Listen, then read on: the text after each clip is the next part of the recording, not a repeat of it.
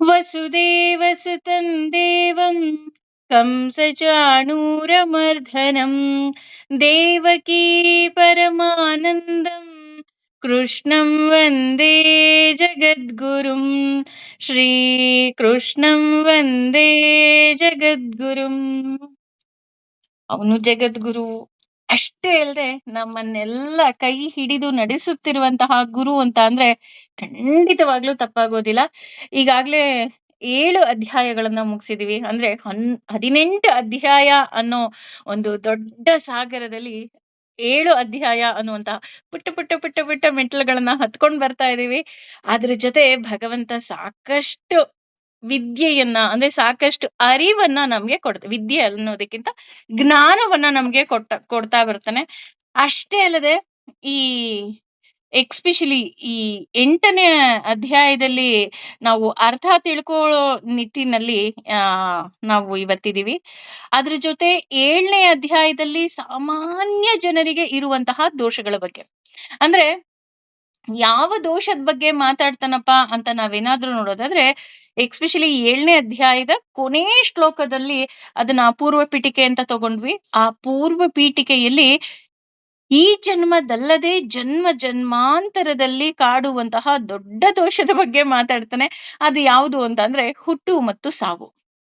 ಅದಕ್ಕೆ ಭಗವಂತನನ್ನ ನಾವು ದೋಷರಹಿತ ಅಂತ ಹೇಳ್ತೀವಿ. ಯಾಕೆಂದ್ರೆ ನಮ್ಮ ಆತ್ಮಕ್ಕೆ ಹುಟ್ಟಿದೆ, ಸಾವಿದೆ, ಮತ್ತೆ ಮರು ಹುಟ್ಟಿದೆ. ಆ ಮರು ಹುಟ್ಟು ಹೇಗಿದೆ ಅಂತಾನೂ ನಾವು ತಿಳ್ಕೊಂಡ್ವಿ. ಆದ್ರೆ ಇಲ್ಲಿ ಭಗವಂತ ದೋಷರಹಿತ ಅನ್ನೋದಕ್ಕೆ ಅದೂ ಸಹ ಒಂದು ಕಾರಣ. ಅವನಿಗೆ ಹುಟ್ಟುನೂ ಇಲ್ಲ, ಸಾವುನೂ ಇಲ್ಲ.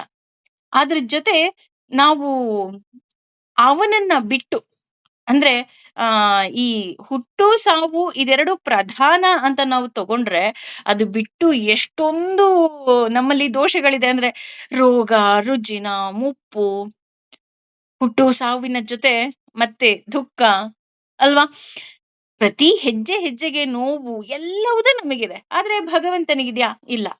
ಆದ್ರೆ ಇದೆಲ್ಲವುದನ್ನ ನಾವು ಗೆಲ್ಬೇಕು ಅಂದ್ರೆ, ಅಯ್ಯೋ ನನ್ಗೆ ಈ ರೋಗ ಬೇಡಪ್ಪ ಅಂತ ಅಂದ್ರೆ ಹೇಗೆ ಆ ರೋಗಕ್ಕೆ ಟ್ರೀಟ್ಮೆಂಟ್ ಬೇಕೋ, ಅದೇ ರೀತಿ ನಾವು ಭಗವಂತನನ್ನ ಸೇರಿದಾಗ ಅಂದ್ರೆ ಈ ರೋಗಗಳೆಲ್ಲ ಹೋಗಬೇಕು ಅಂದ್ರೆ ನಮ್ಗೆ ಭಗವಂತನ ಅನುಗ್ರಹ ಬೇಕು.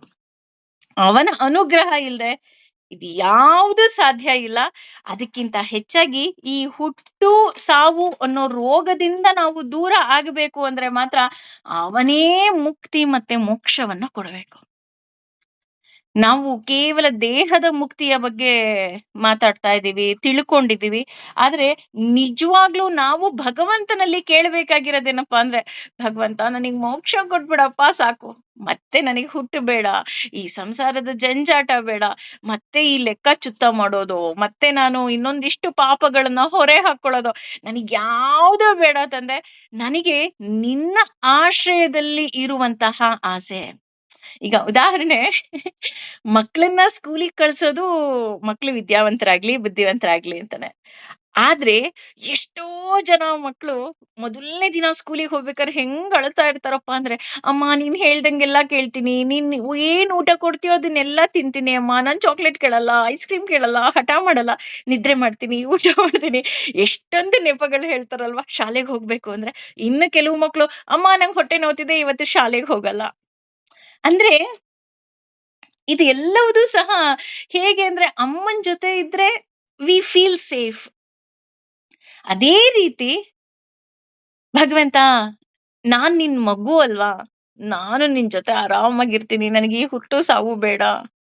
ಅಮ್ಮ ಒಂದ್ ನಿಮಿಷ ಮಾರ್ಕೆಟಿಗೆ ಹೋಗ್ಬಿಟ್ಟು ಬರ್ತೀನಿ ಅಂತ ಅಕ್ಕ ಪಕ್ಕದ ಮನೆಗ್ ಬಿಟ್ಟು ಹೋದ್ರೆ, ನಾವ್ ಅಮ್ಮ ಯಾವಾಗ ಬರ್ತಾಳೋ ಅಂತ ಹೇಗೆ ಕಾಯ್ತಾ ಇರ್ತೀವಿ. ಹಾಗೇನೆ ನಾನು ಆ ಭಗವಂತನನ್ನ ಸೇರ್ಬೇಕು ಅನ್ನೋದು ನಮ್ಮ ದೊಡ್ಡ ಆಸೆ ಆಗಿರ್ಬೇಕು. ಯಾಕೆ ಅಂತ ಅಂದ್ರೆ, ಇದನ್ನ ಭಗವಂತನನ್ನ ನೋಡಿ ಭಗವಂತನ ಬಳಿ ನಾವ್ ಹೇಳ್ಬೇಕೇ ವಿನಃ ನನ್ನನ್ನ ನಿನ್ನಲ್ಲಿ ಸೇರಿಸ್ಕೋ ಅಂತ. ಹಾಗೆ ಇಲ್ಲಿ ಭಗವಂತ ಏನ್ ಮಾತಾಡ್ತಿದ್ದಾನೆ, 7ನೇ ಶ್ಲೋಕದಲ್ಲಿ, ಸಾರಿ 7ನೇ ಅಧ್ಯಾಯದ ಕೊನೇ ಶ್ಲೋಕದಲ್ಲಿ ಬ್ರಹ್ಮ, ಶಾಸ್ತ್ರ, ಹಾಗೆ ಪ್ರಯಾಣ ಅಲ್ವಾ, ಆ ಅಂದ್ರೆ ಆ ಭೂತದ ಆ ಆ ಭೂತಾದಿ ಅಂತ ಮಾತಾಡ್ತಾನೆ, ದೈವ ಅಂತ ಮಾತಾಡ್ತಾನೆ, ಬ್ರಹ್ಮ ತತ್ವಿತ ಅನ್ನೋದ್ರ ಬಗ್ಗೆ ಮಾತಾಡ್ತಾನೆ. ಅಷ್ಟೇ ಅಲ್ಲದೆ ಪ್ರಯಾಣ ಕಾಲೆ ಅನ್ನೋದ್ರ ಬಗ್ಗೆನೂ ಮಾತಾಡ್ತಾನೆ. ಅಂದ್ರೆ ಪ್ರಯಾಣ ಕಾಲ ಇಸ್ ನಥಿಂಗ್ ಬಟ್ ಸಾವು ಅಂತ ಹೇಳ್ತಾರೆ. ಈ ಸಾವಿನ ಬಗ್ಗೆ ಎಲ್ಲ ಭಗವಂತ ಪೂರ್ವ ಪೀಠಿಕೆಯಾಗಿ ಅಂತ ನಾನು ಅದಕ್ಕೆ ಹೇಳಿದ್ದು ಕಡೆಯ 2 ಶ್ಲೋಕಗಳೇನಿದೆ ಅದು ಹೆಚ್ಚು ಕಮ್ಮಿ 8ನೇ ಅಧ್ಯಾಯದ ಪೂರ್ವ ಪೀಠಿಕೆ. ಇದಿಷ್ಟನ್ನ ಹೇಳಿದ ತಕ್ಷಣ ಅಂದ್ರೆ ಬ್ರಹ್ಮ ಅಂದ್ರೆ ಏನು, ಆದಿದೈವ ಅಂದ್ರೆ ಏನು, ಭೂತಾದಿ ಅಂದ್ರೆ ಏನು, ಪ್ರಯಾಣ ಕಾಲದಲ್ಲಿ ನಾನು ನಿನ್ನನ್ನ ಯಾಕೆ ಚಿಂತನೆ ಮಾಡ್ಬೇಕು, ಇದನ್ನ ಎಲ್ಲ ಹೇಳಿದ ತಕ್ಷಣ ಅರ್ಜುನನಿಗೆ ಏನಾಗತ್ತೆ, ಇನ್ನಷ್ಟು ಗೊಂದಲಗಳು ಶುರು ಆಗ್ತಾ ಹೋಗತ್ತೆ. ಹಾಗಿದ್ರೆ ಬ್ರಹ್ಮ ಅಂದ್ರೆ ಯಾವ್ದನ್ನ ಕರೀತಾರೆ? ಕೊನೆ ಕಾಲದಲ್ಲಿ ಇಲ್ಲಿ ಹೇಳ್ತಾ ಇದ್ದಾನೆ ಭಗವಂತ 30ನೇ ಶ್ಲೋಕದಲ್ಲಿ, ಪ್ರಯಾಣ ಕಾಲೇ ಪಿಚ ಮಾಂ.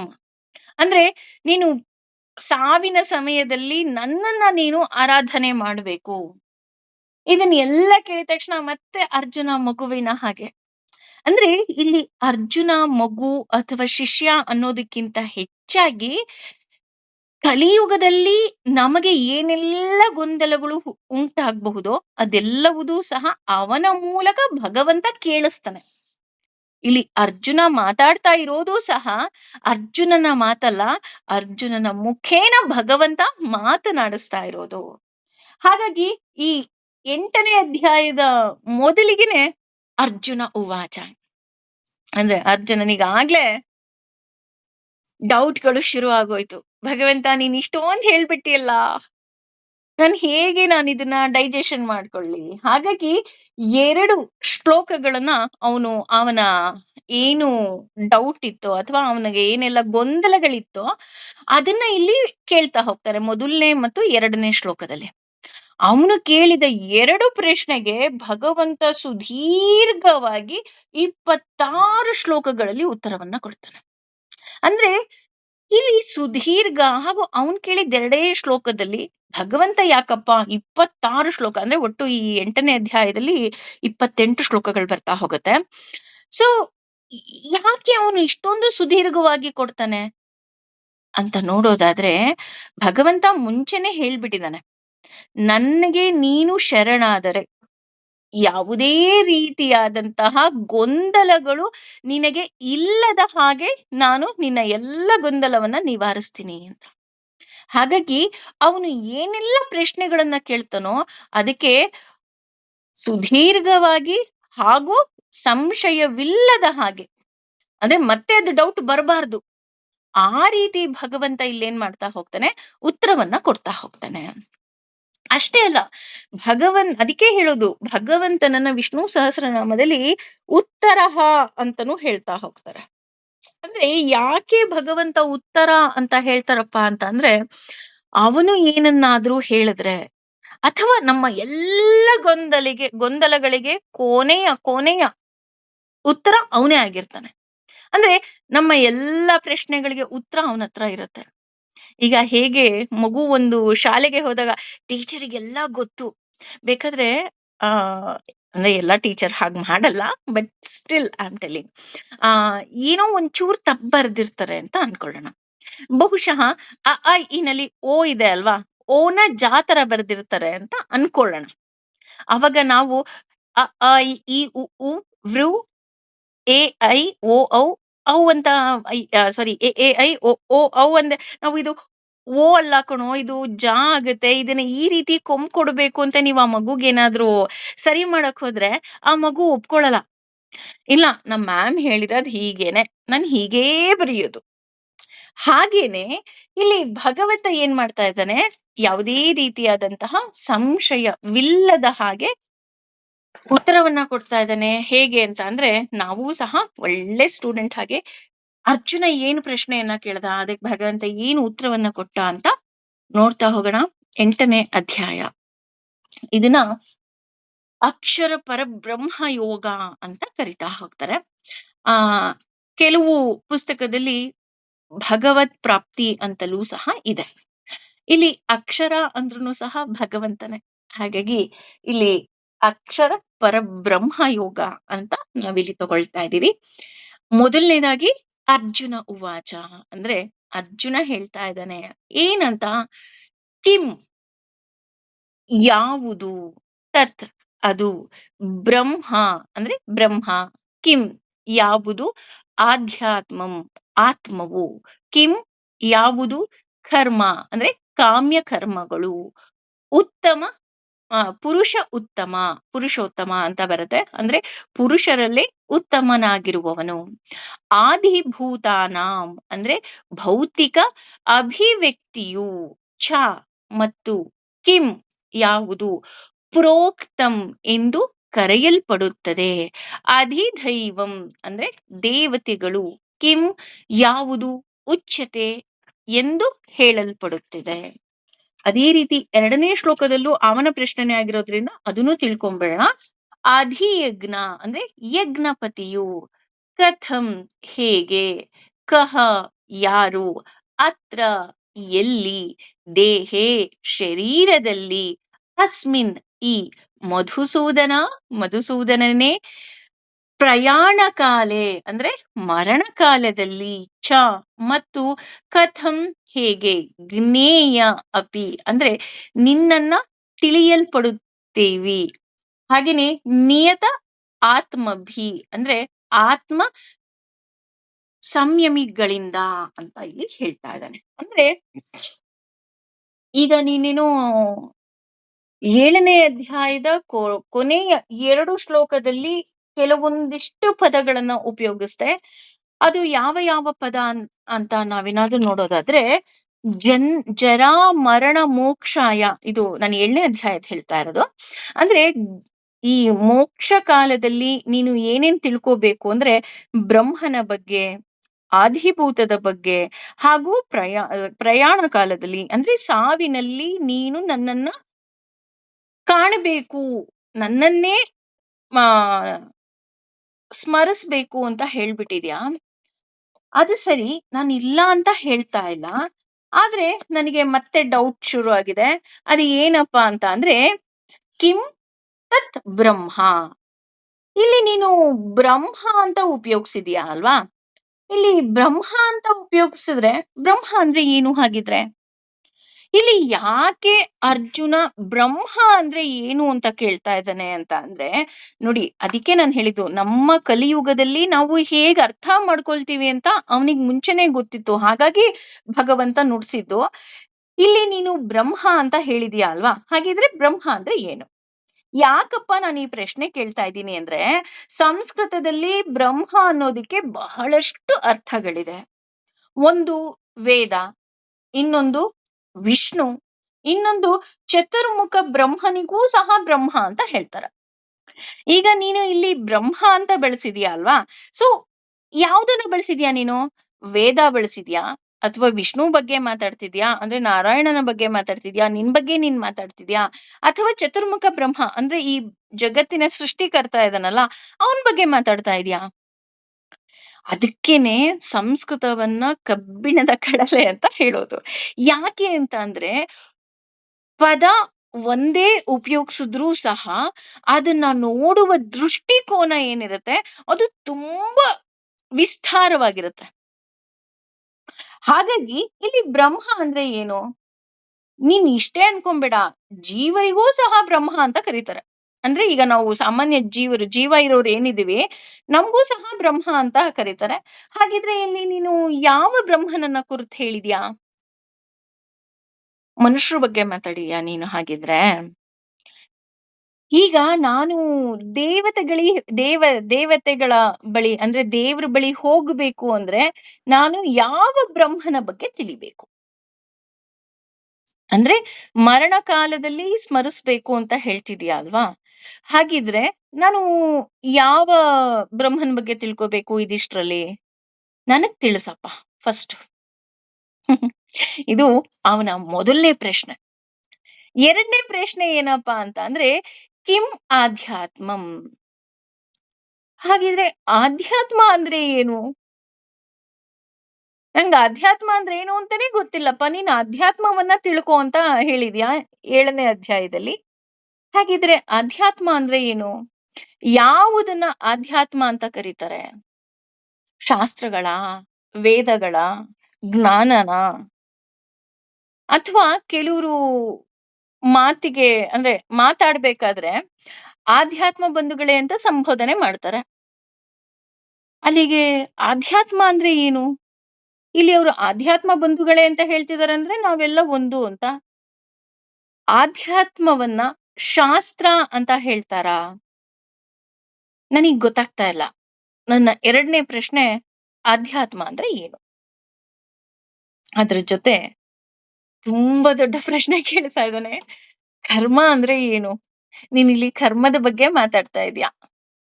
ಕಿಂ ಕರ್ಮ ಅಂದ್ರೆ ಮೊದಲನೇ ಶ್ಲೋಕದಲ್ಲೇ ಹೇಳ್ತಾ ಇದ್ದಾನೆ ಅವನು. ಕಿಂ ಕರ್ಮ ಅಂದ್ರೆ ಕರ್ಮ ಅಂದ್ರೆ ಯಾವುದು? ನಾವು ಮಾಡ್ತಿರೋದೆಲ್ಲ ಕರ್ಮ ಅಂತಾನೆ ಹೇಳ್ತಾರೆ. ಕರ್ಮ ಈಸ್ ನಥಿಂಗ್ ಬಟ್ ಕೆಲಸ ಅಂತ ನೀನ್ ಆಲ್ರೆಡಿ ಹೇಳ್ಬಿಟ್ಟಿದ್ಯಾ.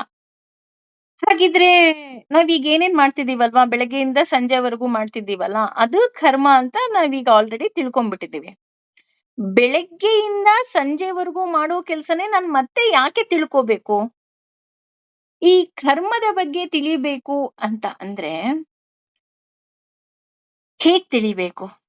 ನಾನ್ ಮಾಡ್ತಿರೋದ್ ಸರಿನಾ? ತಪ್ಪಾ? ಅದಕ್ಕೆ ಇಲ್ಲಿ ಕಿಂ ಕರ್ಮ ಪುರುಷೋತ್ತಮ ಅಂತ ಬಳಸ್ತಾ ಇದ್ದಾನೆ. ಇಲ್ಲಿ ಪುರುಷೋತ್ತಮ ಅಂತಾನೆ ಯಾಕೆ ಬಳಸ್ದ ಅನ್ನೋದಾದ್ರೆ ವಿಷ್ಣು ಸಹಸ್ರನಾಮದಲ್ಲಿ ಇದ್ರ ವರ್ಣನೆ ತುಂಬಾ ಚೆನ್ನಾಗಿದೆ. ಇದ್ರ ಜೊತೆ ಪುರುಷೋತ್ತಮ ಅನ್ನೋ ಪದಕ್ಕೆನೆ 15ನೇ ಅಧ್ಯಾಯದಲ್ಲಿ ಇನ್ನಷ್ಟು ವಿಸ್ತಾರವಾಗಿ ಭಗವಂತ ನಮಗೆ ಹೇಳ್ತಾ ಹೋಗ್ತಾನೆ. ಅದು ಪುರುಷೋತ್ತಮ ಪ್ರಾಪ್ತಿ ಯೋಗದಲ್ಲಿ.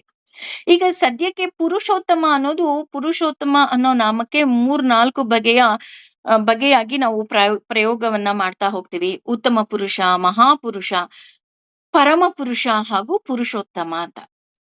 ಹಾಗಾಗಿ ಇಲ್ಲಿ ಪುರುಷೋತ್ತಮ ಅಂತ ತೆಗೆದುಕೊಂಡ್ರೆ 15 ಬೇಲಿಗಳನ್ನ ದಾಟಿದವನು ಅನ್ನೋ ಅರ್ಥ ಬರ್ತಾ ಹೋಗುತ್ತೆ. ಆ 15 ಬೇಲಿಗಳು ಯಾವ್ಯಾವುದು ಅಂತ ಅಂದ್ರೆ ಶ್ರದ್ಧೆಯ ಬೇಲಿ, ಪಂಚಭೂತಗಳ ಬೇಲಿ, ಇಂದ್ರಿಯಗಳ ಬೇಲಿ, ಅಂತಃಕರಣದ ಬೇಲಿ, ಅನ್ನದ ಬೇಲಿ, ವೀರ್ಯದ ಬೇಲಿ, ತಪಃ ಮಂತ್ರ ಕರ್ಮ. ಹಾಗಾಗಿ ಇಲ್ಲಿ ಅಷ್ಟೇ ಅಲ್ಲದೆ ಲೋಕಗಳು, ನಾಮಗಳ ಬೇಲಿ ಅಂದ್ರೆ ನೇಮ್ ಅಂಡ್ ಫ್ರೇಮು, ಈ ರೀತಿ ಎಲ್ಲ ಇರುತ್ತೆ. ಇದನ್ನೆಲ್ಲ ದಾಟಿದ ಮೇಲೆ, ಈ 15 ಬೇಲಿಯನ್ನ ದಾಟಿದ ಮೇಲೆ 16ನೇದೇ ಜೀವ. ಈ ಈ ಬೇಲಿಯನ್ನು ದಾಟೋದು ಅಕ್ಷರ. ಈ ರೀತಿ 15 ಬೇಲಿಯನ್ನ ದಾಟಿದವನು 17ನೇ ಬೇಲಿಯಲ್ಲೇ ನೀನ್ ನಿಂತಿದ್ಯಾ. ಅಂದ್ರೆ ಈಗ ಹೇಗೆ 7 ಸುತ್ತಿನ ಕೋಟೆನ್ ಬೇಕಾದ್ರೆ ಒಂದೊಂದು ಸುತ್ತನ್ನು ನಾವು ಹೇಗೆ ಕಂಪ್ಲೀಟ್ ಮಾಡ್ಕೊಂಡ್ ಬರ್ತೀವಿ, ಹಾಗೆ ಪುರುಷೋತ್ತಮ ಅಂತ ನಿನ್ನನ್ನ ಕಾಣಬೇಕು ಅಂದ್ರೂ ಸಹ ಈ 16 ಬೇಲಿಗಳನ್ನ ನಾನು ದಾಟ್ಕೊಂಡು ಬಂದ್ರೆ ನಿನ್ನನ್ನ ನಾನು ಸೇರೋದಿಕ್ಕೆ ನೋಡೋದಿಕ್ಕೆ ಸಾಧ್ಯ. ಅದಕ್ಕೆ ಇಲ್ಲಿ ಪುರುಷೋತ್ತಮ ಅಂತಿದ್ದಾನೆ. ಯಾಕೆ ಇಲ್ಲಿ ಇಷ್ಟೊಂದು ಬೇಲಿಗಳ ಬಗ್ಗೆ ಮಾತಾಡ್ತಾ ಇದ್ದಾರೆ ಅಂದ್ರೆ ನಾವು ಒಂದೊಂದು ಬೇಲಿಯಲ್ಲೂ ಸಿಕ್ಕಾಕೊಂಡಿದ್ದೀವಿ. ಮೊದಲನೇದು ಶ್ರದ್ಧೆಯ ಬೇಲಿ. ಈ ಶ್ರದ್ಧೆಯ ಬೇಲಿಯಲ್ಲೂ 2 ರೀತಿ ಬರುತ್ತೆ. ಒಂದು ಕಿತ್ ಹಾಕುವಂತಹದ್ದು, ಕೆಲವೊಂದು ಕಿತ್ ಹಾಕೋದಿಕ್ ಆಗದೆ ಇರುವಂತದ್ದು. ಅಂದ್ರೆ ಕೆಲವು ನಮ್ಮ ಸ್ವಭಾವನ ಬದಲಾಯಿಸ್ಕೋಬಹುದು. ಕೆಲವೊಂದು ಈ ವಂಶದ ಹೆಸರುಗಳಿರಬಹುದು, ಅಥವಾ ಕೆಲವೊಂದನ್ನ ನಾವು ಕಿತ್ ಹಾಕ್ಲಿಕ್ಕೆ ಆಗೋದೇ ಇಲ್ಲ. ಹಾಗೆ ಅದನ್ನ ನಾವು ಜೀನ್ಸ್ ಅಂತನೂ ಸಹ ಕರಿತಾ ಹೋಗ್ತೀವಿ. ಅದೆಲ್ಲ ನಮಗೆ ಬೈ ಬರ್ತ್ ಬಂದ್ಬಿಟ್ಟಿರುತ್ತೆ. ಅದೇ ರೀತಿ ಪಂಚಭೂತಗಳು, ಮಣ್ಣು, ನೀರು, ಗಾಳಿ, ಇದನ್ನೆಲ್ಲ ನಾವು ತೆಗೆದು ಹಾಕೋದಿಕ್ ಆಗೋದೇ ಇಲ್ಲ. ಹಾಗೇನೆ ಪ್ರಾಣಮಯ ಕೋಶ, ಮನೋಮಯ ಕೋಶ, ವಿಜ್ಞಾನಮಯ ಕೋಶ, ಆನಂದಮಯ ಕೋಶ, ಈ ರೀತಿ ಕೋಶಗಳನ್ನು ನಾವು ತೆಗೆದು ಹಾಕ್ಲಿಕ್ಕೆ ಬರೋದಿಲ್ಲ. ಅಷ್ಟೇ ಅಲ್ಲದೆ ನಾವು ಈ ಇಂದ್ರಿಯಗಳ ಬೇಲಿನಲ್ಲಿದ್ದೀವಿ. ಅಂದ್ರೆ ಕಣ್ಣು ಹಾಯಿಸಲೆಲ್ಲ ನಮಗ್ ಬೇಕು ಅಂತ ಅನ್ಸುತ್ತೆ, ಮನಸ್ಸು ಕೇಳ್ದಲ್ಲೆಲ್ಲ ಹೋಗ್ಬೇಕು ಅನ್ಸುತ್ತೆ. ಇದು ಯಾವುದೂ ಆಗೋದಿಲ್ಲ. ಅದಕ್ಕಿಂತ ಹೆಚ್ಚಾಗಿ ತಪಸ್ಸಿದೆ, ಮಂತ್ರ ಇದೆ, ನಮ್ಮ ಕರ್ಮಗಳಿದೆ. ಎಲ್ಲದಕ್ಕಿಂತ ಹೆಚ್ಚಾಗಿ ನೇಮ್ ಅಂಡ್ ಫೇಮ್ ಮನುಷ್ಯನಿಗೆ ಬೇಕು. ಅಯ್ಯೋ ನನಗ್ ಹೆಸರು ಬೇಕು. ಈಗ ಯಾರೇ ಆಗ್ಲಿ, ಯಾರಾದ್ರೂ ನಮಗ್ ಬೈದವ್ರು ಇಷ್ಟ ಆಗ್ತಾರಾ? ಇಲ್ಲ ಅಲ್ವಾ? ಅಯ್ಯೋ ಅವ್ರು ಬೈತಾರಪ್ಪ, ನಾನು ಅವ್ರನ್ನ ಮಾತೇ ಆಡ್ಸಲ್ಲ ಅಂತ ಹೇಳ್ತೀವಿ. ಅದೇ ಹೊಗಳೋರನ್ನ ಮತ್ತೆ ಮತ್ತೆ ಮಾತಾಡಿಸ್ತೀವಿ. ಯಾಕೆಂದ್ರೆ ಅಯ್ಯೋ ನಮ್ ಬಗ್ಗೆ ಹೊಗಳುತ್ತಾರೆ ಕಣ್ರಿ. ಈ ರೀತಿಯಾದಂತಹ ಅಜ್ಞಾನದಲ್ಲಿ ನಾವು ಸಿಲುಕಿದ್ದೀವಿ. ಆದ್ರೆ ನೀನು ಪುರುಷೋತ್ತಮನಾಗಿದ್ದೀಯಾ. ನನ್ನ ಎಲ್ಲ ಪ್ರಶ್ನೆಗಳಿಗೆ ನೀನು ಉತ್ತರ ಕೊಡು. ಅದ್ರ ಜೊತೆ ಆದಿಭೂತಂ ಚ ಕಿಂ. ಆದಿಭೂತ ಅಂದ್ರೆ ಏನು? ಅದಕ್ಕಿಂತ ಹೆಚ್ಚಾಗಿ ಇನ್ನು ಕಂಟಿನ್ಯೂ ಮಾಡ್ತಾ ಹೋಗ್ತಾನೆ. ಆದಿ ದೈವ ಕಿಮುಚ್ಯತೆ. ಆದಿ ದೈವ ಅಂದ್ರೆ ಏನು? ಅಂದ್ರೆ ಈ ಮೊದಲನೇ ಪ್ರಶ್ನೆನಲ್ಲಿ ಅರ್ಜುನ ಕೇಳೋದು ಬ್ರಹ್ಮ ಅಂದ್ರೆ ಏನು? ಕ ಆಧ್ಯಾತ್ಮ ಅಂದ್ರೆ ಏನು? ಕರ್ಮ ಅಂದ್ರೆ ಏನು? ಆದಿಭೂತ ಅಂದ್ರೆ ಏನು? ಆದಿ ದೈವ ಅಂದ್ರೆ ಏನು? ಇದ್ರ ಜೊತೆ 2ನೇ ಶ್ಲೋಕದಲ್ಲಿ ಕೇಳ್ತಾ ಹೋಗ್ತಾನೆ, ಅಧಿಯಜ್ಞಂ ಅಂದ್ರೆ ಯಾರನ್ನ ನಾವು ಅಧಿಯಜ್ಞ ಅಂತ ಕರಿಬೇಕು? ಹಾಗೇನೆ ದೇಹೇಸ್ಮಿನ್ ಮಧುಸೂದನ, ಈ ದೇಹಕ್ಕೆ ಸಂಬಂಧಪಟ್ಟ ಹಾಗೆ ಇವುಗಳನ್ನ ಈ ದೇಹಕ್ಕೂ ನನಗೂ ಏನ್ ಸಂಬಂಧ ಇದೆ? ಈಗ ನೀನ್ ಇಷ್ಟೊಂದ್ ಹೇಳ್ಬಿಟ್ಟೆ ಅಂದ್ರೆ ನನಗೆ ಏನೂ ಅರ್ಥನೇ ಆಗ್ತಿಲ್ಲಪ್ಪ. ನನಗೆ ತುಂಬಾ ದೊಡ್ಡ ಡೌಟ್ ಬರ್ತಾ ಇರೋದೇನು ಅಂತ ಅಂದ್ರೆ, ನನಗೂ ಈ ದೇಹಕ್ಕೂ ಹಂಗಾರೆ ಏನ್ ಸಂಬಂಧ? ನಾನು ಈ ದೇಹವನ್ನ ಹೇಗ್ ನೋಡ್ಕೋಬೇಕು?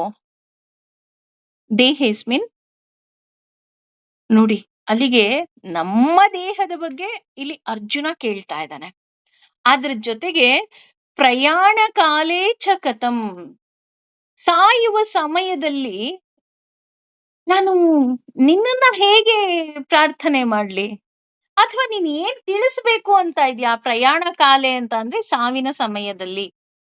ಚ ಮಾಂ ಅಂದ್ರೆ ನನ್ನನ್ನ ಅಂತ ನೀನ್ ಹೇಳ್ತಾ ಇದೀಯ ಅಲ್ವಾ? ನಿನ್ನನ್ನ ನಾನು ಮರಣ ಕಾಲದಲ್ಲಿ ನೀನು ಏನನ್ನ ನನಗೆ ತಿಳಿಸಲು ಪ್ರಯತ್ನ ಪಡ್ತೀಯಾ? ಈಗ ಸಾಮಾನ್ಯವಾಗಿ ಸಾವಿನ ಮನೆಗೆ ಹೋದಾಗ ಅವ್ರಿಗೆ ಒಳ್ಳೇದಾಗ್ಲಿ, ನೀವು ಜಾಸ್ತಿ ಅಳ್ಬೇಡಿ ಅಂತ ನಾವೇನಾದ್ರೂ ಅಂದ್ರೆ ಆ ಆ ಕಡೆಯಿಂದ ಬರುವಂತ ಉತ್ತರ, ಅವರೇ ಸತ್ತು ಹೋದ್ಮೇಲೆ ಅವ್ರಿಗೆ ಇನ್ನೆಂತ ಒಳ್ಳೇದಾಗತ್ತೆ? ಅಂದ್ರೆ ಇದು ಕಟು. ಆದ್ರೆ ಇದೆಲ್ಲ ನಮ್ಮ ಜೀವನದಲ್ಲಿ ನಡೆಯುವಂಥದ್ದು. We have to accept. ಅಂದ್ರೆ ಹೇಳ್ತಾ ಹೋಗ್ತಾರೆ ಆಕ್ಚುಲಿ, ಹ್ಮ್ ಗರುಡ ಪುರಾಣದಲ್ಲೂ ಹೇಳ್ತಾರೆ. ಆ ಇದು ಆಗಲ್ಲ ಅಂದ್ರೆ ಇದು ಸಾಧ್ಯ ಆಗದೇ ಇರೋಂತಹ ಮಾತು. ಬಟ್ ಸ್ಟಿಲ್ ಹೇಳ್ತಾರೆ ಗರುಡ ಪುರಾಣದಲ್ಲಿ, ನೀವು ಮನೆಯವರು ತುಂಬಾ ಅಳಬೇಡಿ. ನೀವೇನಾದ್ರೂ ಅತ್ರೆ ಆ ಆತ್ಮ ಭಗವಂತನನ್ನ ಹೋಗಿ ಸೇರುವುದಕ್ಕೆ ತುಂಬಾ ತೊಂದರೆ ಪಡುತ್ತೆ. ಯಾಕೆ ಅಂತ ಅಂದ್ರೆ ನೀವು ಅಳ್ತಾ ಇರ್ತೀರ ಅಲ್ವಾ? ಆ ಒಂದೊಂದು ಕಣ್ಣೀರು ಸಹ ಆ ಆತ್ಮಕ್ಕೆ ಮುಳ್ಳಿನ ಮೇಲ್ ನಡ್ದಂಗಾಗತ್ತೆ. ಅದ್ರ ಜೊತೆಗೆ ಅವ್ರು ಕರ್ಕೊಂಡು ಹೋಗ್ತಾ ಇರ್ತಾರಲ್ಲ, ಅವ್ರು ಹೊಡಿತಾರಂತೆ. ನೋಡು ನೀನ್ ಅವ್ರಿಗೆ ಅಷ್ಟೊಂದು ಅಳಿಸ್ಬಿಟ್ಟು ಬರ್ತಾ ಇದೀಯಾ ಅಂತ. ಸೊ ಹಾಗಾಗಿ ನೀವು ಅಳಬೇಡಿ ಅಂತ ಗರುಡ ಪುರಾಣ ಓದ್ಬೇಕಾದ್ರೆ ಹೇಳ್ತಾರೆ. ಅಂದ್ರೆ ಇದು ಸಾಧ್ಯನಾ? ಹಂಗಾರೆ ನೀವ್ ಅತ್ತಿಲ್ವಾ ಅಂತ ಕೇಳ್ಬೇಡಿ. ಖಂಡಿತ ಇದು ಸಾಧ್ಯ ಇಲ್ಲ. ಆದ್ರೆ ಇಲ್ಲಿ ಅರ್ಜುನ ಏನ್ ಕೇಳ್ತಾ ಇದ್ದಾನೆ ಅಂತ ಅಂದ್ರೆ, ಹಾಗಾದ್ರೆ ಮರಣ ಕಾಲದಲ್ಲಿ ಈಗ ನಾನ್ ಸತ್ ಹೋಗ್ತಾ ಇದ್ದೀನಿ.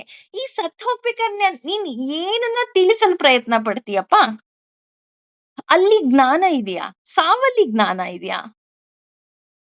ಅಷ್ಟೇ ಅಲ್ಲ, ಮನುಷ್ಯ ಪ್ರಾಣ ಬಿಡಬೇಕಾದ್ರೆ ಹೇಗೆ ನಿನ್ನ ಚಿಂತನೆಯನ್ನ ಮಾಡ್ಬೇಕು? ನನಗೆ ತಿಳಿಯಬೇಕಾಗಿದ್ದೇನಪ್ಪಾ ಅಂತಂದ್ರೆ, ಯಾರು ಇಂದ್ರಿಯಗಳನ್ನ ನಿಗ್ರಹ ಮಾಡ್ತಾರೆ, ನಿಗ್ರಹ ಮಾಡೋದನ್ನ ಕಲ್ತ್ಕೊಂಡಿದ್ದಾರೆ, ಯಾರು ಯೋಗಿಗಳಿದ್ದಾರೆ, ಅವರೆಲ್ಲ ನಿನ್ನ ಚಿಂತನೆ ಮಾಡ್ತಾರೆ. ಅದು ಸರಿ, ಅದು ಒಪ್ಕೊಳ್ಳೋ ಅಂತ ವಿಷಯ. ಆದ್ರೆ ಸಾಮಾನ್ಯ ಮನುಷ್ಯರು ನಿನ್ನ ಚಿಂತನೆಯನ್ನ ಹೇಗೆ ಮಾಡೋದಿಕ್ಕೆ ಸಾಧ್ಯ? ಮಧುಸೂದನ, ಮಧುಸೂದನ ಅಂದ್ರೆ ಮಧು ಮತ್ತು ಕೈತ್ಯಪರನ್ನ ಕೊಂದಂತಹವನು ಮಧುಸೂದನ. ಮಧು ಅಂದ್ರೆ ಸಿಹಿ, ಸಿಹಿಯನ್ನ ಹಂಚುವವನು ಮಧುಸೂದನ. ಆದ್ರೆ ಮಧು ಕೈತಪ ಅನ್ನೋದು ನಾನು ಆಲ್ರೆಡಿ ನಾವು ತಿಳ್ಕೊಂಡ್ಬಿಟ್ಟಿದೀವಿ, ಅದು ಯಾರೋ ಬೇರೆ ರಾಕ್ಷಸರಲ್ಲ, ನಮ್ಮ ಕಾಮ ಮತ್ತೆ ಕಾಮ ಮತ್ತೆ ಕ್ರೋಧ. ಕಾಮ ಇಸ್ ನಥಿಂಗ್ ಬಟ್ ಬಯಕೆ, ಕ್ರೋಧ ನನ್ನ ಕೋಪ. ಇದೆರಡನ್ನ ಗೆಲ್ಬೇಕು ಅಂದ್ರೆ ನನಗೆ ನಿನ್ನ ಅವಶ್ಯಕತೆನೇ ಬೇಕು.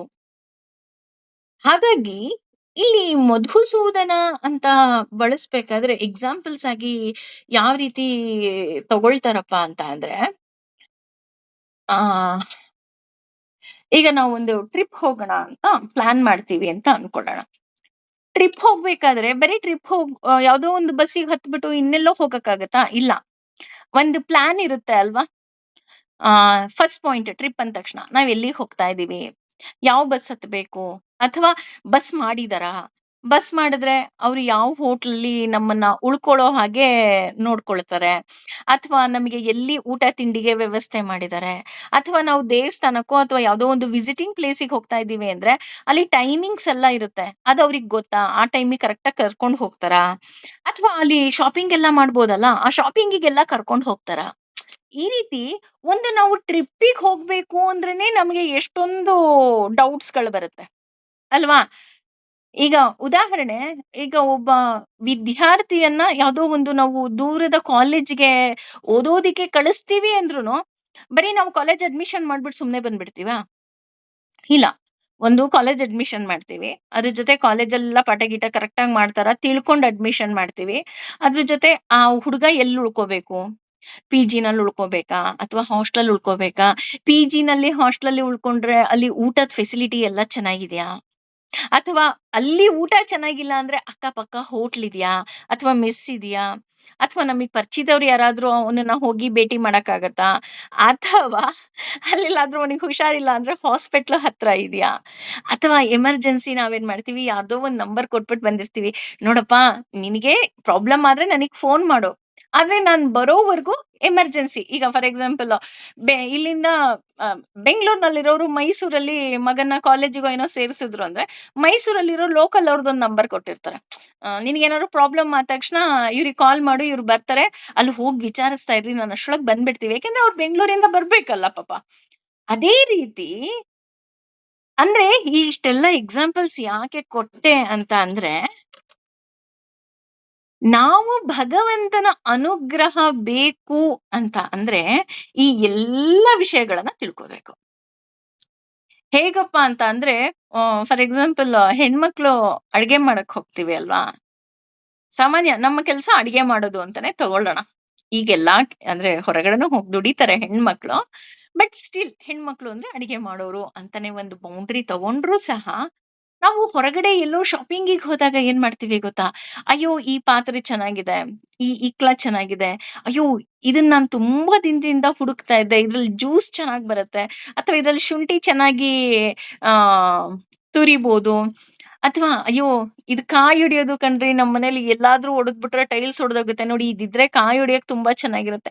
ಅಂದ್ರೆ ಅಡ್ಗೆ ಮಾಡೋದು ಅಂದ್ರೆ ಕೇವಲ ಸಾಮಾನಿದ್ರೆ, ಗ್ಯಾಸ್ ಇದ್ರೆ, ತರಕಾರಿ ಇದ್ರೆ ಅಷ್ಟೇ ಅಲ್ಲ. ಕೆಲವೊಂದು ಇನ್‌ಸ್ಟ್ರುಮೆಂಟ್ಸು ಬೇಕಾಗುತ್ತೆ ನಮ್ಗೆ. ಅಲ್ವಾ? ಈಗ ಉದಾಹರಣೆ ಪಾತ್ರೆಗಳಿರ್ಬೋದು, ಸಲಕರಣೆಗಳಿರ್ಬೋದು, ಅಥವಾ ಕೆಲವೊಮ್ಮೆ ಬೇರೆಯವರ ಎಕ್ಸ್‌ಪೀರಿಯನ್ಸ್ ಇರ್ಬೋದು. ಕೆಲವೊಮ್ಮೆ ಬೇರೆಯವ್ರ ಸಹಾಯ ಇರ್ಬೋದು. ಈಗೇನೋ ಒಂದು ಇನ್ನೊಂದ್ 4, 5 ಜನ ಬಂದ್ಬಿಡ್ತಾರಂದ್ರೆ ಒಬ್ರ ಕೈಲಿ ಅಡ್ಗೆ ಮಾಡಕ್ಕಾಗತ್ತಾ? ಇಲ್ಲ. We will call someone. Please ನಂಗೊಂಚೂರು ಅಡ್ಗೆಗೆ ಹೆಲ್ಪ್ ಮಾಡ್ಕೊಡು ಬನ್ನಿ. ಈ ರೀತಿ ನಾವು ಒಂದು ಪುಟ್ಟ ಕೆಲಸಕ್ಕೆ ನಾವು ಎಷ್ಟೊಂದೆಲ್ಲ ತಯಾರಿಗಳು ಮಾಡ್ಕೊಳ್ತೀವಿ. ಅದೇ ರೀತಿ ಭಗವಂತನ ಅನುಗ್ರಹ ಬೇಕು ಅಂದ್ರುನು ಈ ಎಲ್ಲಾ ಸ್ಟೆಪ್‌ಗಳನ್ನ ನಾವು ಸರಿಯಾಗಿ ತಿಳ್ಕೊಂಡಿರ್ಬೇಕು. ಅಂದ್ರೆ ಆದಿಬ್ರಹ್ಮ ಅಂದ್ರೆ ಏನು? ಕರ್ಮ ಅಂದ್ರೆ ಏನು? ಆದಿಭೂತ ಅಂದ್ರೆ ಏನು? ಅಕ್ಷರ ಬ್ರಹ್ಮ ಅಂದ್ರೇನೆ ಏನು? ನಮಿಗ್ ಮೇನ್ ಅದಕ್ಕೆ ತಕ್ಕ ಹಾಗೆ ಕಿಂ ತತ್ ಬ್ರಹ್ಮ ಅಂದ್ರೆ ಇಲ್ಲಿ ಇವನು ಕೇಳಿದ ಪ್ರಶ್ನೆಗೆ, ಅಂದ್ರೆ ಅರ್ಜುನ 2 ಪ್ರಶ್ನೆಯನ್ನ ಕೇಳ್ತಾನಲ್ಲ, ಈ 2 ಪ್ರಶ್ನೆಗೆ ಭಗವಂತ ಉತ್ತರವನ್ನ ಕೊಡೋದಿಕ್ಕೆ ಈಗ ರೆಡಿ ಆಗ್ತಾ ಇದ್ದಾನೆ. ಅಂದ್ರೆ ಅವನ ಪ್ರಶ್ನೆ ನಮಗೆ ತುಂಬಾ ಸಿಂಪಲ್ ಅಂತ ಅನ್ಸಿದ್ರೂ ಸಹ ಇಲ್ಲಿ ತುಂಬಾ ಆಳವಾಗಿ ಇದೆ ಅಂತ ನಾವಿಲ್ಲಿ ತಗೋಬಹುದು. ಅದಕ್ಕೆ ಭಗವಂತ ಏನ್ ಉತ್ತರ ಕೊಡ್ತಾನೆ ಅಂತ ನೋಡೋಣ. ಶ್ರೀ ಭಗವಾನುವಾಚ ಅಂದ್ರೆ ಭಗವಂತ ಉತ್ತರ ಹೇಳೋದಿಕ್ಕೆ ಶುರು ಮಾಡ್ದ. ಅಕ್ಷರಂ ಅಂದ್ರೆ ನಾಶವಿಲ್ಲದ್ದು, ಬ್ರಹ್ಮ ಬ್ರಹ್ಮನ್, ಪರಮಾನ್ ಅಂದ್ರೆ ದಿವ್ಯನು, ಸ್ವಭಾವ ನಿತ್ಯ ಸ್ವಭಾವವು, ಆಧ್ಯಾತ್ಮಂ ಆತ್ಮವು, ಉಚ್ಯತೆ ಎಂದು ಹೇಳಲಾಗಿದೆ. ಭೂತ ಭಾವ ಉದ್ಭವಕರಃ ಅಂದ್ರೆ ಜೀವಿಗಳ ಭೌತಿಕ ಶರೀರದಲ್ಲಿ ಉತ್ಪಾದಿಸುವ, ವಿಸರ್ಗ ಸೃಷ್ಟಿಯು, ಕರ್ಮ ಕಾಮ್ಯ ಕರ್ಮಗಳು, ಸಂಜ್ಞ ಎಂದು ಕರೆಯಲ್ಪಡುತ್ತದೆ ಅಂತ. ಅಂದ್ರೆ ಅವನ ಏನು ಗೊಂದಲಗಳಿತ್ತು, ಆ ಗೊಂದಲಕ್ಕೆ ಭಗವಂತ ಒಂದೊಂದಾಗಿ ಉತ್ತರವನ್ನ ಕೊಟ್ಕೊಂಡ್ ಬರ್ತಾ ಇದ್ದಾನೆ.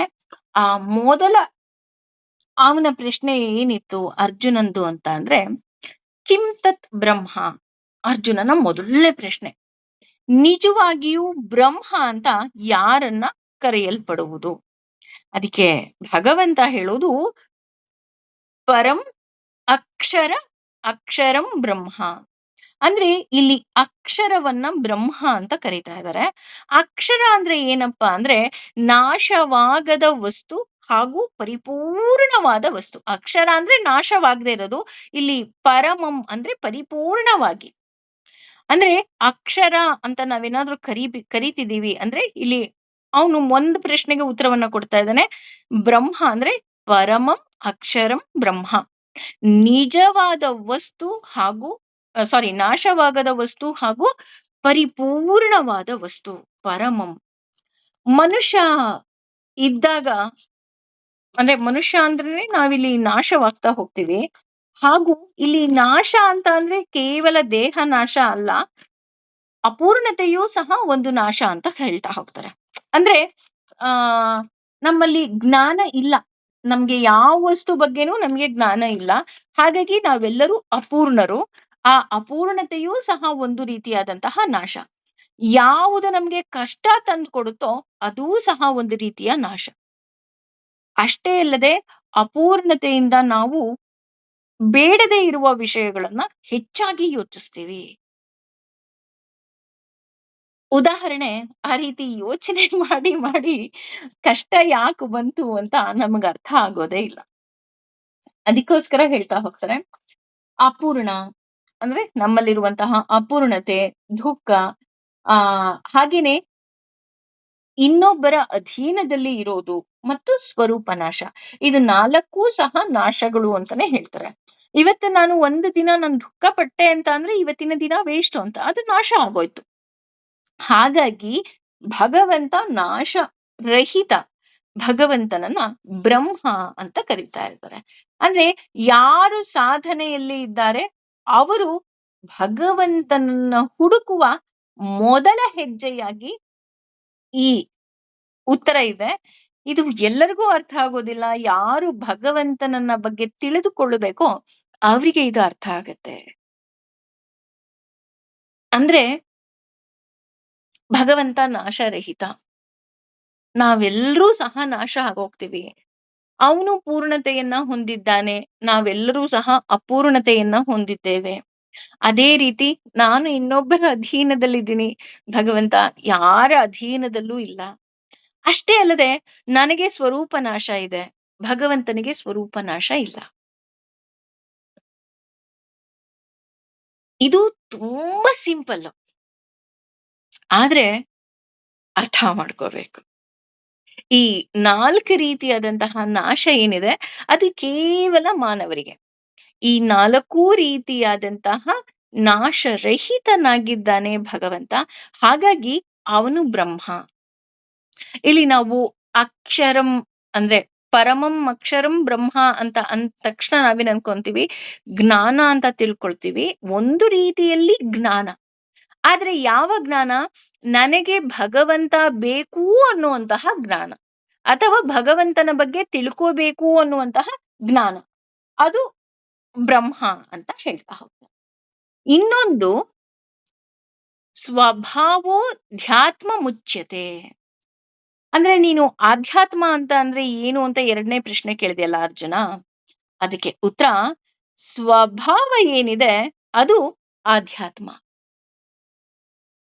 ಸ್ವಭಾವ ಅಂದ್ರೆ ಏನು? ನಾವೇನ್ ಅನ್ಕೊಂತೀವಿ, ಯಾರೋ ಒಬ್ರು ಕೋಪ ಮಾಡ್ಕೊಂತಾರೆ, ಯಾರೋ ಒಬ್ರು ಸಿಟ್ ಮಾಡ್ಕೊಳ್ತಾರೆ, ಅದವ್ರ ಸ್ವಭಾವ ಅಂತ ಹೇಳ್ತೀವಿ ನಾವು ಆಡು ಭಾಷೆನಲ್ಲಿ, ಅಲ್ವಾ? ಅದ ಸ್ವಭಾವ ಅಂದ್ರೆ? ಇಲ್ಲ. ಸ್ವಸ್ಯ ಭವತಿ ಇತಿ ಸ್ವಭಾವ ಅಂತ ಹೇಳ್ತಾ ಹೋಗ್ತಾರೆ. ಅಂದ್ರೆ ಯಾವುದು ನನಗಾಗಿ ಇದೆ ಅದು ಸ್ವಭಾವ. ನನಗಾಗಿ ಇದೆ ಅಂದ್ರೆ ನಾಟ್ ಫಾರ್ ಮೀ. ಅದನ್ನೆಲ್ಲ ಉಪಯೋಗಿಸಿ ಭಗವಂತನನ್ನ ಸೇರೋದಿಕ್ಕೆ ಇರುವಂತಹ ಮಾರ್ಗ, ಅದು ಸ್ವಭಾವ. ಉದಾಹರಣೆ, ಎಲ್ಲಕ್ಕಿಂತ ದೊಡ್ಡ ಉಡುಗೊರೆ ಭಗವಂತ ನಮಿಗಾಗಿ ಕೊಟ್ಟಿರೋದು ನಮ್ಮ ದೇಹ. ಈ ದೇಹ ಇದ್ದಾಗ ಮಾತ್ರ ನಾನು ಭಗವಂತನನ್ನ ಸೇರೋದಿಕ್ಕೆ ಸಾಧ್ಯ. ಅಂದ್ರೆ ಯಾವ ರೀತಿ? ಭಗವಂತನ ನಾಮಸ್ಮರಣೆಯಿಂದ, ನನ್ನ ಸತ್ಕರ್ಮದಿಂದ, ನಾನು ಅವನಿಗೆ ಶರಣಾಗೋದ್ರಿಂದ. ಹಾಗಾಗಿ ಮೊದಲನೇದು ದೇಹ. ಎರಡನೇದು ಯಾವುದು? ಇಂದ್ರಿಯಗಳು. ಕಣ್ಣಿದೆ, ಏನ್ ಬೇಕಾದ್ರೂ ನೋಡ್ಬೋದು. ಅದ್ರ ಬದಲು ಭಗವಂತನ ನಾಮಸ್ಮರಣೆಯನ್ನ ನೋಡ್ಬೋದು. ಕಿವಿ ಇದೆ, ಭಗವಂತನ ನಾಮಸ್ಮರಣೆ ಕೇಳ್ಬೋದು. ಕಾಲಿದೆ, ಭಗವಂತನ ಗುಡಿಗೆ ಹೋಗ್ಬೋದು. ಅಥವಾ ಭಗವಂತ ನಮ್ಮನ್ನ ಸತ್ ಧರ್ಮ ಕಾರ್ಯದಲ್ಲಿ ನಡೆಸು ಅಂತ ಹೇಳಿ ನಾನು ಧರ್ಮ ಮಾರ್ಗದಲ್ಲೇ ನಡಿಬೋದು. ಕೈ ಇದೆ, ದಾನ ಮಾಡ್ಬೋದು. ಅಷ್ಟೇ ಅಲ್ಲ, ಆ ಇಂದ್ರಿಯಗಳನ್ನ ನಿಯಂತ್ರಿಸೋ ದೊಡ್ಡ ಆಯುಧ ಅಂತ ಯಾವ್ದಾದ್ರು ಇದ್ರೆ ಅದು ಮನಸ್ಸು. ಏಕಾದಶಿ ದಿನನೇ ಪಾನಿಪುರಿ ತಿನ್ಬೇಕು, ಗೋಲ್ಗಪ್ಪ ತಿನ್ಬೇಕು ಅಂತ ಎಲ್ಲ ಆಸೆ ಆಗತ್ತಪ್ಪ. ಆ ಏಕಾದಶಿ ದಿನನೇ ಬೆಸ್ಟ್ ಫ್ರೆಂಡ್ ಬರ್ಡೇ ಇರುತ್ತೆ. ಹಾಗಾಗಿ ಅಯ್ಯೋ ಅವಳು ಬೇಜಾರ್ ಮಾಡ್ಕೊಂತಾಳೆ, ನಾನು ಏಕಾದಶಿ ವ್ರತ ಮಾಡೋದ್ ಬೇಡಪ್ಪ, ನಾನು ಅವಳ ಜೊತೆ ಹೋಗಿ ಪಾರ್ಟಿ ಮಾಡ್ಬಿಡೋಣ. ಆಗ ಮನಸ್ಸು ಹೇಳುತ್ತೆ, ಫಸ್ಟ್ ಭಗವಂತ, ಆಮೇಲೆ ನಿನ್ ಫ್ರೆಂಡು ಅಂತ. ಅದೇ ರೀತಿ ಬುದ್ಧಿ ಅಂದ್ರೆ ಪಾಪ ಮನ್ಸಿಗೆ ಏನೂ ಗೊತ್ತಿಲ್ಲ. ಮನಸ್ಸು ಮುಗ್ಧ ಮನಸ್ಸು ಅಂತ ಕರೀತಾರೆ. ಎಲ್ರದು ಮುಗ್ಧ ಮನಸ್ಸೇ. ಆ ಮನಸ್ಸಿಗೆ ಮುಗ್ಧನೋ ಅಥವಾ ಕೆಟ್ಟದ್ದೋ ಅಂತ ಹೇಳೋದು ಯಾವ್ದಪ್ಪ ಅಂದ್ರೆ ಬುದ್ಧಿ. ಆ ಬುದ್ಧಿ ಏನ್ ಮಾಡುತ್ತೆ, ಮನ್ಸಿಗೆ ಒಳ್ಳೆಯ ಮಾತನ್ನ ಅದು ಹೇಳ್ಕೊಡುತ್ತೆ, ಕೆಟ್ಟ ಮಾತನ್ನು ಹೇಳ್ಕೊಡ್ತಾ ಹೋಗತ್ತೆ. ಅದಕ್ಕೋಸ್ಕರನೇ ಭಗವಂತ ಹೇಳಿರೋದು, ಮನಸ್ಸೇ ನಿನ್ನ ಶತ್ರು, ಮನಸ್ಸೇ ನಿನ್ನ ಮಿತ್ರ. ಬುದ್ಧಿ ಏನೇನ್ ಹೇಳ್ಕೊಡುತ್ತೆ ಅದನ್ನೆಲ್ಲ ನೀನು ಕೇಳ್ಬೇಡ. ಇದೆಲ್ಲ ಸ್ವಭಾವ. ಇರೋದೇನಕ್ಕೆ? ನೀನು ನನ್ನನ್ನ ಬಂದು ಸೇರೋದಿಕ್ಕೆ. ಇಂದ್ರಿಯಗಳು ಆಸೆ ಪಡುತ್ತೆ, ಬೇಡ. ಆ ಇಂದ್ರಿಯಗಳನ್ನ ಉಪಯೋಗಿಸಿ ನೀನು ನನ್ನನ್ನ ಸೇರು ಅಂದ್ರೆ ಭಗವಂತನನ್ನ ಸೇರು. ಇದಕ್ಕೆ ಬೆಸ್ಟ್ ಎಕ್ಸಾಂಪಲ್ ಹೇಳ್ಬೇಕಂದ್ರೆ, ಈಗ ನಾವು ಒಬ್ಬ ಕಾಲೇಜ್ ಹೋಗೋ ಒಬ್ಬ ಸ್ಟೂಡೆಂಟ್ ಇರ್ತಾನೆ ಅಂತ ಅನ್ಕೊಳ್ಳೋಣ. ಆ ಸ್ಟೂಡೆಂಟ್ಗೆ ನಾವು ಲ್ಯಾಪ್ಟಾಪ್ ಕೊಡಿಸ್ತೀವಿ. ಯಾಕಪ್ಪ ಲ್ಯಾಪ್ಟಾಪ್ ಕೊಡಿಸ್ತೀವಿ ಅಂದ್ರೆ, ಅವ್ನ್ ಪ್ರಾಜೆಕ್ಟಿಗೆ ಹೆಲ್ಪ್ ಆಗ್ಲಿ ಅಥವಾ ಅವ್ನ್ ಸರ್ಚಿಗೆ ಹೆಲ್ಪ್ ಆಗ್ಲಿ, ಇದರಿಂದ ಅವನಿಗೇನೋ ಉಪಯೋಗ ಬರುತ್ತೆ ಅಂತ ಹೇಳಿ ನಾವು ಲ್ಯಾಪ್ಟಾಪ್ ಕೊಡಿಸ್ತೀವಿ. ಆದ್ರೆ ಆ ಹುಡುಗ ಲ್ಯಾಪ್ಟಾಪ್ ಅಲ್ಲಿ ಅವನ ಪ್ರಾಜೆಕ್ಟ್ ಮಾಡೋದು ಅಥವಾ ಅವನಿಗೆ ಎಜುಕೇಶನ್ಗೆ ಏನ್ ಬೇಕೋ ಅದು ಯಾವ್ದನ್ನು ಯೂಸ್ ಮಾಡದೆ ಅವನ ಫ್ರೆಂಡ್ಸ್ ಜೊತೆ ಚಾಟ್ ಮಾಡೋಕೋ ಅಥವಾ ಮೂವಿ ನೋಡೋಕೋ ಅವನು ಯೂಸ್ ಮಾಡ್ಕೊಂಡ ಅಂದ್ರೆ ಆ ಲ್ಯಾಪ್ಟಾಪ್ ನಾವು ಕೊಡ್ಸಿದ ಉಪಯೋಗಕ್ಕೆ ಬಂತ ಅಲ್ವಾ? ನಮ್ಮ ಉದ್ದೇಶ ಏನಾಗಿತ್ತು? ಅವನು ಅದನ್ನ ಉಪಯೋಗಿಸ್ಕೊಂಡು ಇನ್ನಷ್ಟು ಅವನ ವಿದ್ಯೆಯಲ್ಲಿ ಪರಿಣಿತನಾಗಿ ಇನ್ನೊಂದ್ ಸ್ವಲ್ಪ ಒಳ್ಳೆ ಸ್ಕೋರ್ ಮಾಡ್ಲಪ್ಪ ಅಂತ. ಅದು ಬಿಟ್ಬಿಟ್ಟು ಓದ್ತಾ ಇದ್ದೀನಿ ಅಂತ ಹೇಳಿ ಪಾಪ ಈಗಿನ ಕಾಲದ ಅಪ್ಪ ಅಮ್ಮನಿಗೆ ಗೊತ್ತೂ ಆಗೋದಿಲ್ಲ ಆ ಟೆಕ್ನಾಲಜಿ ಎಲ್ಲ. ಅವನು ಕೂತ್ಕೊಂಡು ಮೂವಿ ನೋಡ್ತಾ ಇದ್ರೆ ಟೈಮ್ ವೇಸ್ಟ್ ಆಯ್ತಲ್ವಾ? ಅದೇ ರೀತಿ ಈ ನಮ್ಮ ಇಂದ್ರಿಯ, ನಮ್ಮ ದೇಹ, ನಮ್ಮ ಮನಸ್ಸು, ನಮ್ಮ ಬುದ್ಧಿ ಇದೆಲ್ಲವುದು ಭಗವಂತ ನಮಗ್ ಕೊಟ್ಟಿದ್ದಾನೆ. ಹೇಗೆ ನಾವು ಲ್ಯಾಪ್ಟಾಪ್ ಕೊಡ್ಸಿದೀವಿ ಮಕ್ಳಿಗೆ, ಅದೇ ರೀತಿ ಭಗವಂತ ನಮಗೆ ಇದನ್ನೆಲ್ಲವನ್ನ ಕೊಡ್ಸಿದ್ದಾನೆ. ಇದನ್ನ ಉಪಯೋಗಿಸ್ಕೊಂಡು ನಾನು ನನ್ನ ಭಗವಂತನನ್ನ ಸೇರುವಂತಹ ನಿಟ್ಟಿನಲ್ಲಿ ನಾನು ಹೋಗ್ಬೇಕು. ಮಕ್ಳು ಓದ್ಲಿಲ್ಲ ಅಂದ್ರೆ ಮಕ್ಳು ಫೇಲ್ ಆಗ್ತಾರೆ. ಅದೇ ರೀತಿ ಭಗವಂತ ಕೊಟ್ಟಂತಹ ಈ ಎಲ್ಲವನ್ನ ನಾನು ಉಪಯೋಗಿಸ್ಕೊಂಡು ಭಗವಂತನನ್ನ ಸೇರ್ಲಿಲ್ಲ ಅಂದ್ರೆ ನೀನು ಮತ್ತೆ ಭೂಮಿಗೆ ಮತ್ತೆ ಹುಟ್ಟು ಬರ್ತೀಯಾ? ಎಷ್ಟು ಸಿಂಪಲ್ ಆಗಿದೆ ಅಲ್ಲ? ನಾವು ತುಂಬಾ ಕಾಂಪ್ಲಿಕೇಟ್ ಅನ್ಕೊಂಡ್ಬಿಟ್ಟಿದ್ವಿ. ಭಗವಂತ ತುಂಬಾ ಸಿಂಪಲ್ ಆಗಿ ನಮಗೆ ಹೇಳ್ಕೊಡ್ತಾ ಇದ್ದಾನೆ. ಇದು ನನಗೋಸ್ಕರ ಆಗಿರೋದು. ಭಗವಂತ ಹೇಳ್ತಾ ಇರೋದು. ಕಣ್ಣು, ಕಿವಿ, ಬಾಯಿ, ಮನಸ್ಸು ಇದನ್ನೆಲ್ಲ ಉಪಯೋಗಿಸ್ಕೊಂಡು ನೀನು ನನ್ನನ್ನ ಸೇರು. ಇದು ನಿಜವಾದ ಆಧ್ಯಾತ್ಮ. ಇನ್ನೊಂದ್ ರೀತಿ ಹೇಳ್ತಾ ಹೋಗ್ತಾನೆ ಭಗವಂತ, ಸಾಂಖ್ಯೋ ಭಾವ ಸ್ವಭಾವ ಅಂತ. ಅಂದ್ರೆ ನನಗೆ ಸಂಬಂಧಿಸಿದ್ದು ಸ್ವಭಾವ. ಯಾವುದು ನನಗೆ ಸಂಬಂಧಪಟ್ಟಿದ್ದು? ಇಲ್ಲಿ ನನಗೆ ಅಂದ್ರೆ ನನಗೆ ಅಂತ ಅಲ್ಲ, ಭಗವಂತನಿಗೆ ಅಂತ. ಸಾತ್ವಿಕ ಗುಣ ಇರ್ಬೋದು, ರಜೋಗುಣ ಇರ್ಬೋದು, ತಾಮಸ ಗುಣ ಇರ್ಬೋದು, ಇದು ಸ್ವಭಾವ. ನಮ್ಮೆಲ್ರಿಗೂ ಗೊತ್ತು, ತಮೋ ಗುಣ ಇರೋರು ಕೋಪ ಮಾಡ್ಕೊಳ್ತಾ ಇರ್ತಾರೆ. ರಾಜಸ ಗುಣ ಇರೋರು ನನಗೆ ಅಂತಿರ್ತಾರೆ. ಸಾತ್ವಿಕ ಗುಣ ಇರೋರು ಭಗವಂತನನ್ನ ಆರಾಧನೆ ಮಾಡ್ತಾರೆ. ಇದು ಸ್ವಭಾವ. ನಮಗಿದು ಗೊತ್ತಿದೆ. ಇದು ಮೂರಕ್ಕೂ ಒಬ್ಬೊಬ್ರು ಅಧಿದೇವತೆಗಳಿದ್ದಾರೆ. ಆ ಅಧಿದೇವತೆಗಳು ಭಗವಂತನ ಅಧೀನದಲ್ಲಿದ್ದಾರೆ. ಇದನ್ನೂ ಸಹ ಭಗವಂತನೇ ಕೊಡೋದು ಅಂತ ನಮ್ಗೆ ಆಲ್ರೆಡಿ ಗೊತ್ತಾಗೋಗಿದೆ. ಹಾಗಾಗಿ ಯಾರು ಸಾತ್ವಿಕ ಗುಣವನ್ನ ಇಟ್ಕೊಂಡಿದ್ದಾರೆ ಅವರು ಭಗವಂತನನ್ನ ಆರಾಧನೆ ಮಾಡ್ತಾರೆ.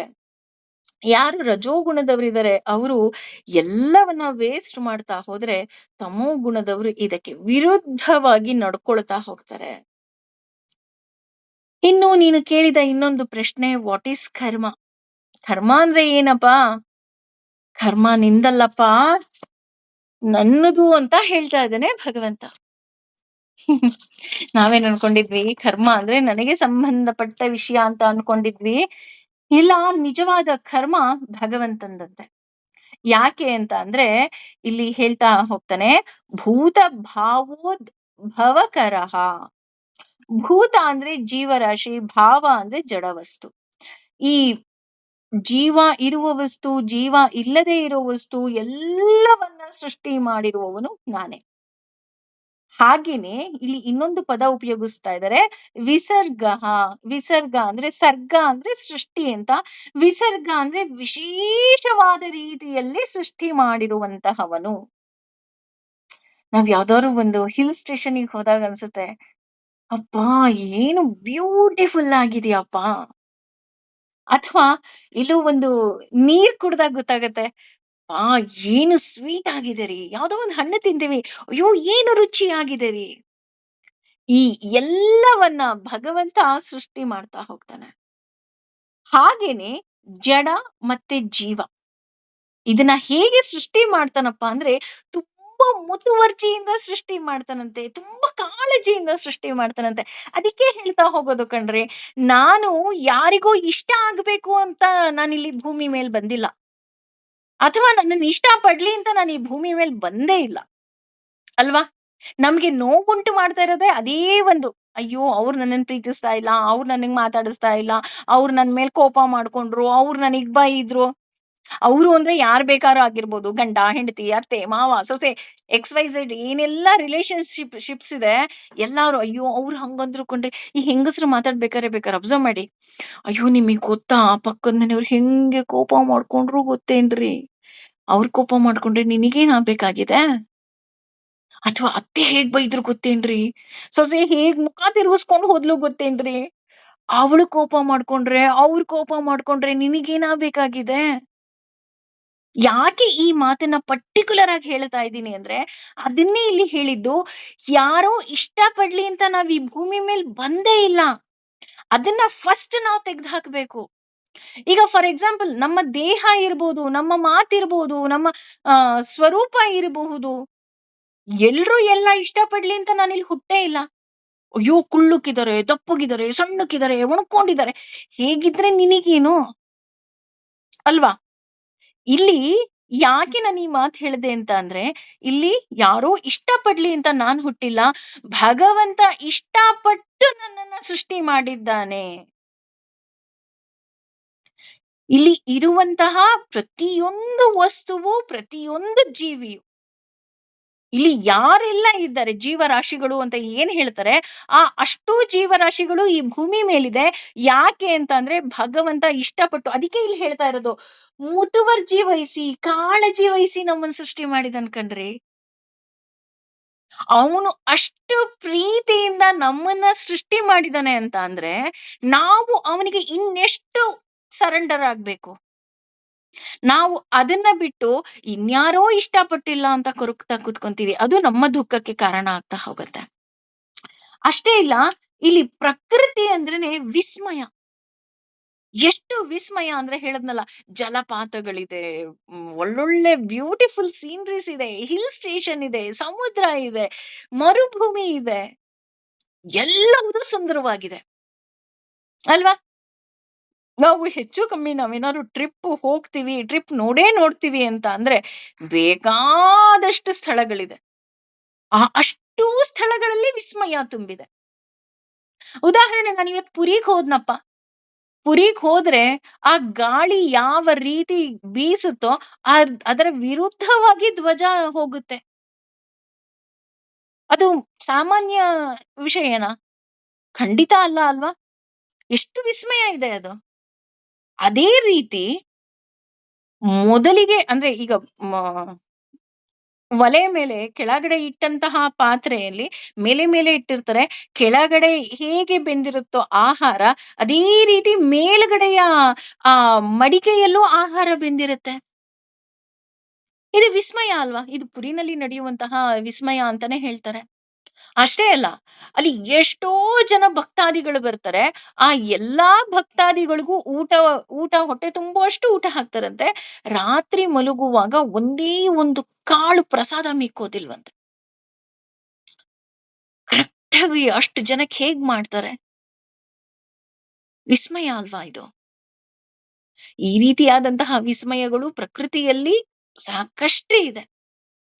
ಹಿಮಾಲಯ ಚಳಿ, ಹಿಮ ಗಟ್ಟಿದೆ.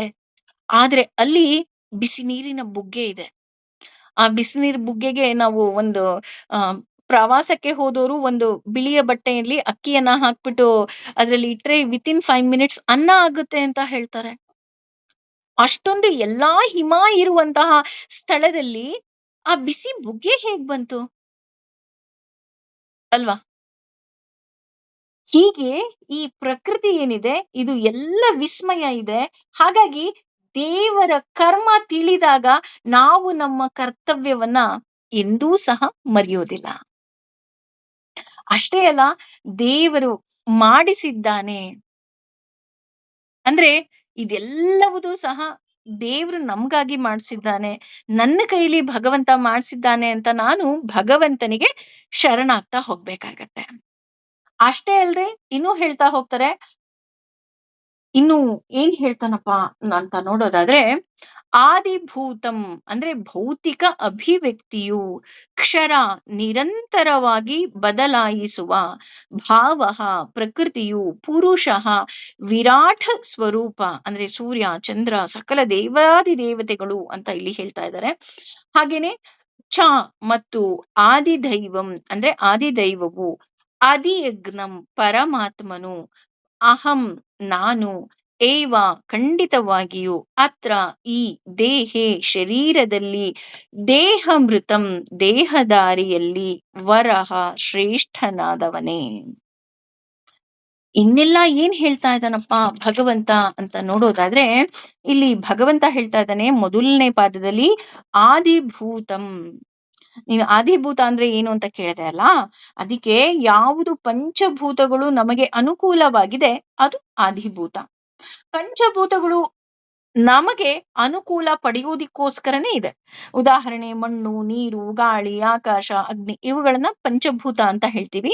ಈ ಸೂಕ್ಷ್ಮಾತಿ ಸೂಕ್ಷ್ಮ ವಸ್ತುವಿನಿಂದ ಸ್ಥೂಲ ವಸ್ತುವಿನವರೆಗೆ ನಾವು ಅನುಕೂಲವನ್ನ ಪಡೆದುಕೊಳ್ತೇವೆ. ಅದೇ ರೀತಿ ನಾವು ಮೊದಲು ತಿಳ್ಕೋಬೇಕಾಗಿರೋದೇನು ಅಂತ ಅಂದ್ರೆ, ಜಗತ್ತಿನಲ್ಲಿ ಇರುವ ಎಲ್ಲಾ ವಸ್ತುಗಳು ಸಹ ನಮ್ಮ ಉಪಯೋಗಕ್ಕೆ ಬರೋದಿಲ್ಲ. ನೋಡಿ, ಕ್ಲಿಯರ್ ಕಟ್ ಆಗಿ ಹೇಳ್ತಾ ಇದ್ದಾರೆ. ಅದೇ ರೀತಿ ಈ ಪಂಚಭೂತಗಳಿಂದಾದ ಎಲ್ಲಾ ದೇಹಗಳು ನಮ್ಮ ಉಪಯೋಗಕ್ಕೆ ಬರೋದಿಲ್ಲ. ಜೀವನದ ತತ್ವ ಹೇಳ್ತಾ ಇದ್ದಾರೆ ಭಗವಂತ. ನಾನು ಆಗ್ಲೇ ಹೇಳದ್ನಲ್ಲ, ಎಲ್ರು ಇಷ್ಟಪಡ್ತಾರೆ ಅಂತ ನಾನು ಬಂದಿಲ್ಲ ಅಂತ.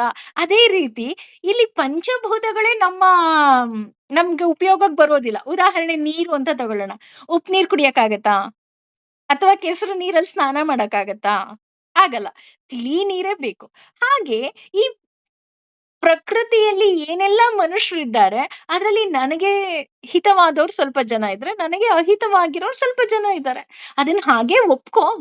ಅದ್ರ ಜೊತೆ ಆಹಾರ, ಒಳ್ಳೆ ಆಹಾರನೂ ಇದೆ, ಕೆಟ್ಟ ಆಹಾರನೂ ಇದೆ. ಕೆಟ್ಟ ಆಹಾರ ಅಂದ್ರೆ ಕೆಟ್ಟದಾಗಿದೆ ಅಂತ ಅಲ್ಲ. ಕೆಲವು ಆಹಾರ ನನ್ನ ದೇಹಕ್ಕೆ ಸೂಟ್ ಆದ್ರೆ ಕೆಲವು ಆಹಾರ ಸೂಟ್ ಆಗೋದಿಲ್ಲ. ಉದಾಹರಣೆ, ಯಾರೋ ಒಬ್ರು ಸೂರನ್ ಗೆಡ್ಡೆಯನ್ನ ತಗೊಂಡ್ರೆ ಅವ್ರಿಗೆ ಅಲರ್ಜಿ ಆಗುತ್ತೆ. ಅಥವಾ ಯಾರೋ ಬದ್ನೆಕಾಯಿ ತಿಂದ್ರೆ ಅವ್ರಿಗೆ ಅಲರ್ಜಿ ಆಗುತ್ತೆ. ಹಾಗಂತ ಬದ್ನೆಕಾಯಿ ಕೆಟ್ಟದು ಅನ್ನಕ್ಕಾಗತ್ತಾ? ಆಗಲ್ಲ ಅಲ್ವಾ? ಅದೇ ರೀತಿ ಕೆಲವು ಸ್ಥಳಗಳಿರಬಹುದು. ಹಾಗೇನೆ ಭಗವಂತ ಹೇಳ್ತಾನೆ, ನೀನು ಧ್ಯಾನವನ್ನ ಮಾಡ್ಬೇಕಾದ್ರೆ ಒಳ್ಳೆಯ ಸುಗಂಧ ಭರಿತವಾಗಿಯೂ ಅಲ್ಲ, ದುರ್ವಾಸನೆಯೂ ಅಲ್ಲ, ಇಲ್ಲದಂತಹ ಸ್ವಚ್ಛ ಗಾಳಿಯಲ್ಲಿ ಕೂತ್ಕೋ ಅಂತ. ಹಾಗಾಗಿ ಅದಕ್ಕೆ ಹೇಳೋದು, ಒಳ್ಳೆ ಗಾಳಿ ಬೇಕು, ಒಳ್ಳೆ ನೀರ್ ಬೇಕು, ಒಳ್ಳೆ ಮನುಷ್ಯರು ಬೇಕು, ಒಳ್ಳೆ ಮನಸ್ಸುಗಳು ಬೇಕು.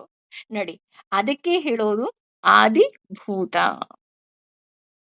ಇನ್ನು ಕ್ಷರೋಭಾವಃ ಅಂತನೂ ಹೇಳ್ತಾ ಇದ್ದಾರೆ. ಅಂದ್ರೆ ಒಂದಲ್ಲ ಒಂದು ದಿನ ಈ ಎಲ್ಲವೂ ಸಹ ನಾಶ ಆಗತ್ತೆ. ಈ ಪಂಚಭೂತಗಳು ಸಹ ನಾಶ ಆಗತ್ತೆ. ಆದಿದೇವ ಅಂದ್ರೆ ಏನು? ನಿನ್ನ ಆದಿಭೂತ ಗೊತ್ತಾಯ್ತು. ಆದಿದೇವ ಅಂದ್ರೆ ಏನು?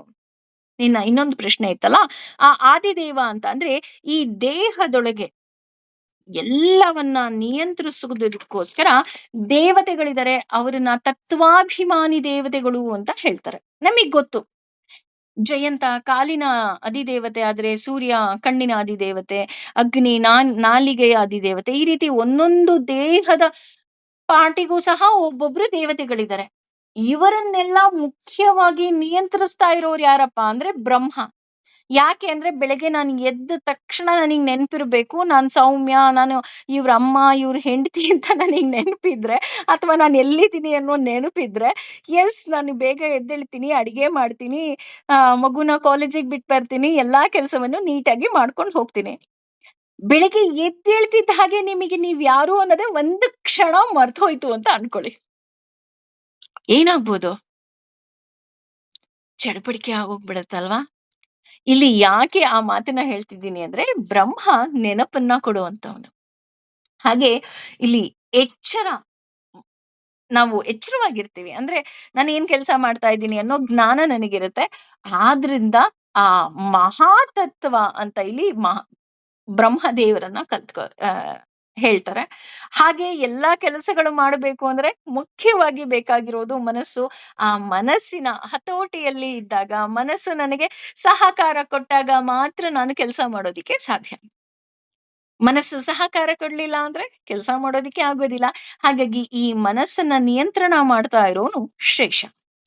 ಹಾಗಾಗಿ ಹಲವಾರು ದೇವತೆಗಳು ನಮ್ಮ ದೇಹದಲ್ಲಿ ಇದ್ದಾರೆ. ಅವರನ್ನ ತತ್ವಾಭಿಮಾನಿ ದೇವತೆ ಅಂತ ಹೇಳ್ತಾರೆ. ಬ್ರಹ್ಮ ಮತ್ತು ಶೇಷನನ್ನ ಮಹಾತತ್ವ ಅಂತ ಇಲ್ಲಿ ಹೇಳ್ತಾ ಹೋಗ್ತಾರೆ. ಹಾಗಾಗಿ ಬ್ರಹ್ಮ ಹಾಗೂ ಶೇಷ ಏನಿದ್ದಾರೆ ಅವರು ಆದಿ ದೇವರು ಅಂತ ಇಲ್ಲಿ ಕರೀತಾ ಹೋಗ್ತಾರೆ.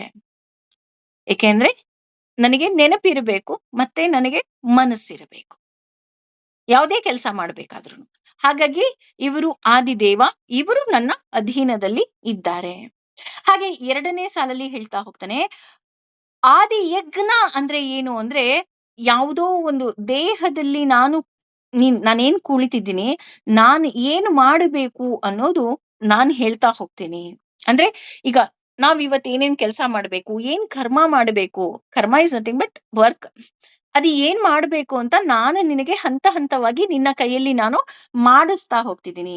ನಾನು ಏನು ಮಾಡಬೇಕು ಅನ್ನುವ ಕರ್ತವ್ಯವನ್ನ, ಭಗವಂತನ ಆರಾಧನೆ, ಅದೇ ಯಜ್ಞ.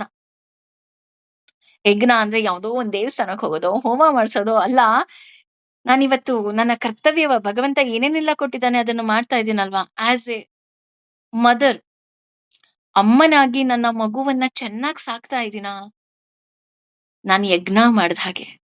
ಅಥವಾ ಒಂದು ಮನೆಗೆ ಸೊಸೆಯಾಗಿ ಅವ್ರ ಮನೆಗೆ ಏನೇನ್ ಬೇಕೋ ಎಲ್ಲಾ ಮಾಡ್ತಾ ಇದ್ದೀನ, ನಾನು ಯಜ್ಞವನ್ನ ಮಾಡ್ದ ಹಾಗೆ.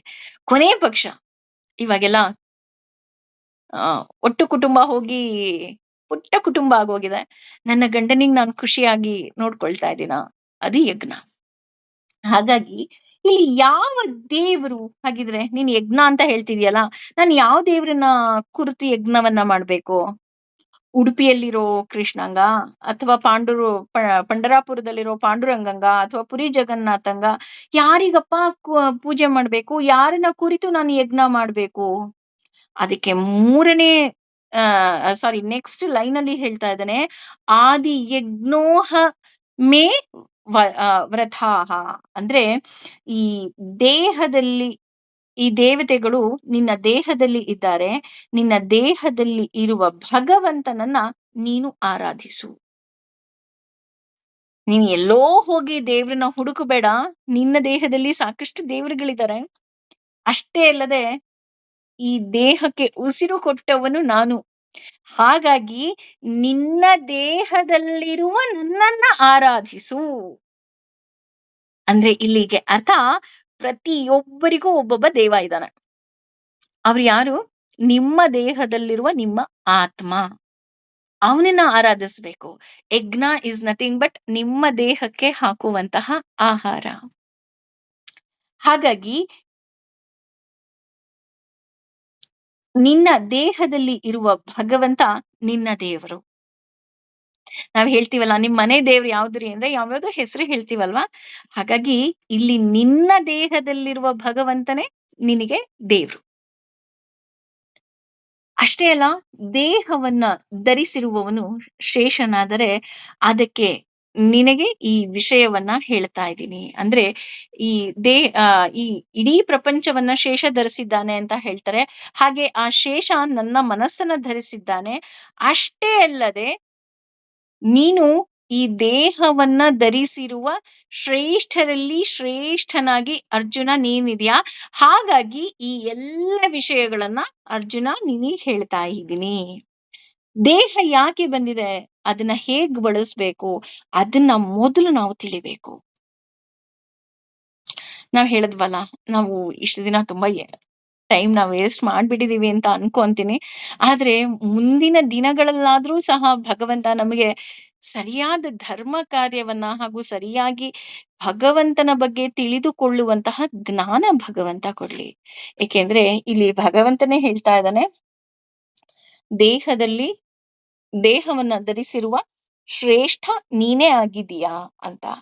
ಹಾಗಾಗಿ ಇನ್ನೂ ಏನೆಲ್ಲ ಭಗವಂತ ಹೇಳ್ತಾನಪ್ಪ. ಇನ್ನು ಅರ್ಜುನನಿಗೆ ಇದ್ದಂತಹ ಗೊಂದಲದಲ್ಲಿ ಇನ್ನು ಒಂದು ಪ್ರಶ್ನೆ ಅಂದ್ರೆ, ಪ್ರಯಾಣ ಕಾಲೆ ಅಂದ್ರೆ ಸಾವಿನ ಸಮಯದಲ್ಲಿ ನೀನ್ ನನಗೆ ಹೇಗೆ ಸಹಾಯವನ್ನ ಮಾಡ್ತೀಯಾ ಭಗವಂತ ಅಂತ ಕೇಳ್ದ.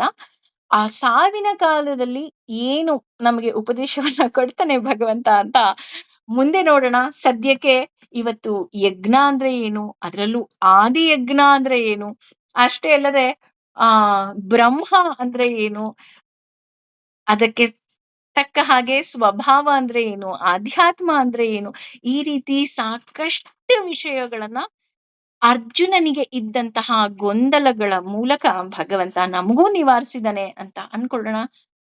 ಸದ್ಯಕ್ಕೆ ಸರ್ವಂ ಶ್ರೀ ಕೃಷ್ಣಾರ್ಪಣಮಸ್ತು. ಲೋಕಾ ಸಮಸ್ತ ಸುಖಿನೋ ಭವಂತು, ಸಮಸ್ತ ಸನ್ಮಂಗಲಾನಿ ಭವಂತು.